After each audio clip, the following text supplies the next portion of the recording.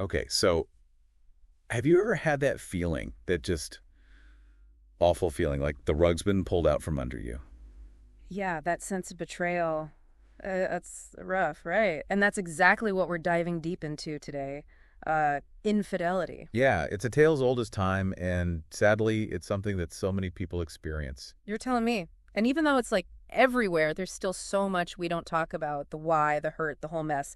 But you've given us some fascinating research on this. And I gotta say, some of it really surprised me. It's true. The research reveals a lot of misconceptions surrounding infidelity, Hmm. and that's really what we're here to do, unpack those complexities. Exactly. No judgment here, just trying to understand. So, like, one of the first things that come to mind when we think about infidelity is that it means, the relationship was already on the rocks, right? Right. It's easy to jump to that conclusion, but it's rarely that black and white. Unhappiness can play a role, sure, but it's often more nuanced than that. So, what are we missing here? What else is going on? Well, one of the biggest factors is unmet needs within the relationship. Okay, so like, what does that actually look like? Think of it this way. Imagine you're constantly expressing a need for, let's say, more quality time with your partner.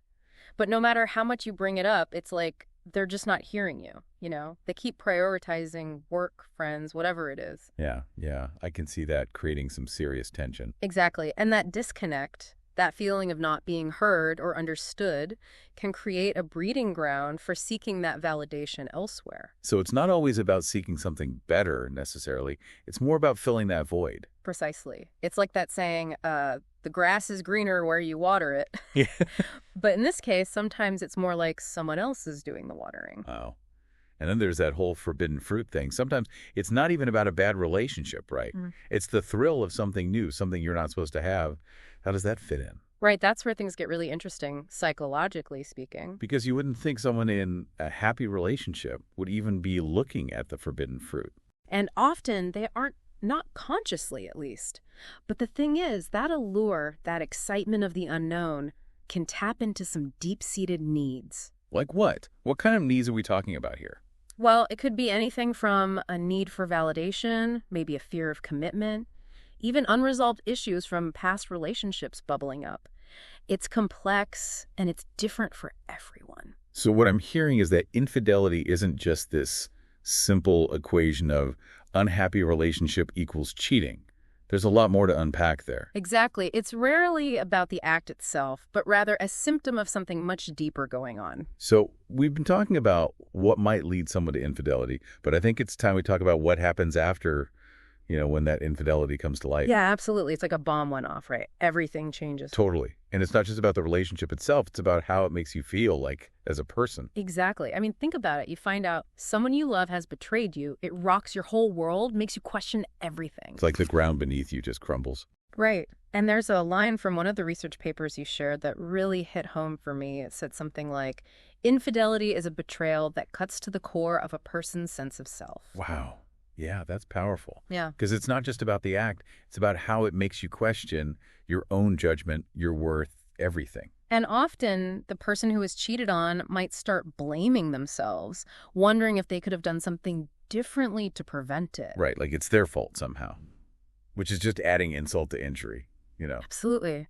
And on top of all that, they're dealing with this whirlwind of emotions, hurt, anger, confusion, even a sense of grief. It's a lot. It's like grieving the relationship you thought you had. Exactly. And we can't forget there's another side to this too, right? The person who cheated is going through their own stuff. Totally. Yeah. I mean, they're not off the hook just because they were the ones who messed up. Definitely not. They're carrying around a lot of guilt, probably shame too, and realizing the damage they've caused. And then there's that looming question of can this relationship even be salvaged? Right. And if so, how do you even begin to rebuild that trust? It's a long road. It's like trying to put back together a vase that's been smashed into a million pieces.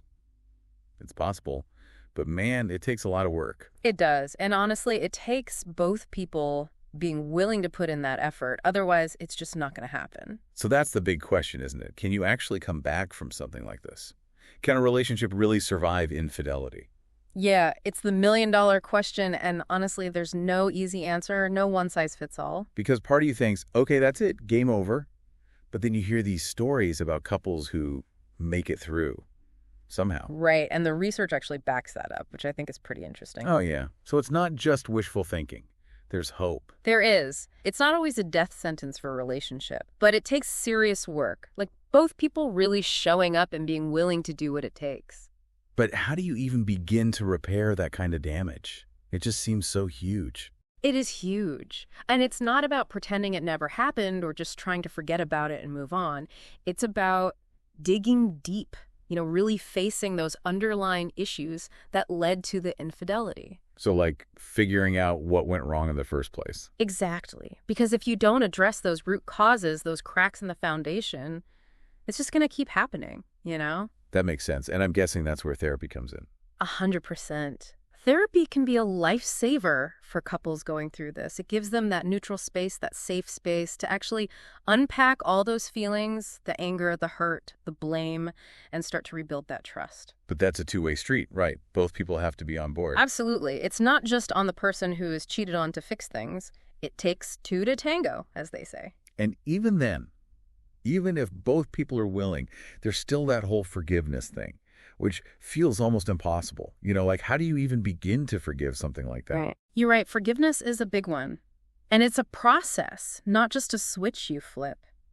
It takes time. And honestly, it's more about you than the other person. What do you mean? It's about releasing yourself from that anger and resentment, not condoning what happened, but not letting it eat away at you anymore. So it's really about moving forward. Exactly. It's saying, okay, this happened, it hurt, but I'm not going to let it define me or my future.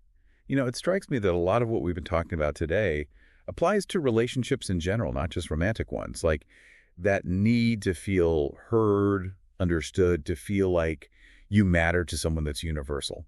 Totally. And that's something really important to remember. Whether it's your partner, your friends, your family, those basic needs, that foundation of honesty and communication, it's essential for any healthy relationship. So even though this has been like a really intense deep dive, infidelity is heavy stuff, there's a lot here that everyone can take away and apply to their own lives. Definitely. Because at the end of the day, we all want to feel loved and connected.